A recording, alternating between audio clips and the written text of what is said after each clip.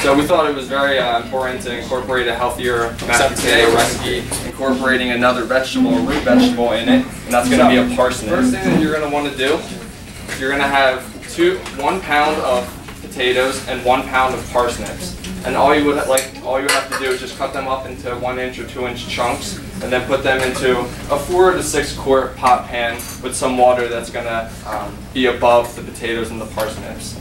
Once that's added, you can go ahead and add a teaspoon of salt, 3 garlic cloves, and a twig or sprig of rosemary. And you can actually throw in the garlic cloves whole, and you can throw the sprig of rosemary because it'll eventually just fall off very nicely and easily once it's finished boiling.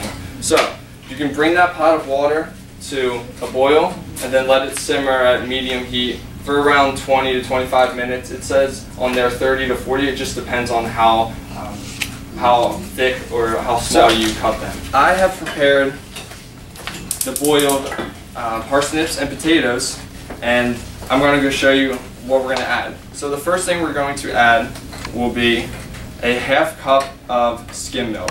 So skim milk can just be poured into there, and the reason why we use skim milk is because it's lower in calories and it's lower in fat, so it just brings down the calorie count per serving size of this recipe. And the next will be a ¼ cup of Greek yogurt, and the Greek yogurt will be non-fat because it also is lower in fat and lower in calories. So you can just spoon that in to the potato and parsnip mash. The next will be about a tablespoon of butter, because we all know butter with mashed potatoes is almost a must, but it just gives it a nice little flavor. It's not too much, it's not going to hurt us, so we can just put that in there. And what the sprig of rosemary looks like, you can see that all of the pieces have fallen off into the potatoes, so it's already doing its job for you. And the cloves of garlic are really soft now, so that when we mash it, it'll just blend nicely together. The final ingredient, you can add pepper to taste. I like mine very peppery, so I always put a little extra in. So then you just grab a potato masher, or I guess we call it a parsnip masher now, and just kind of start blending it together. And eventually it will form what we know as mashed potatoes.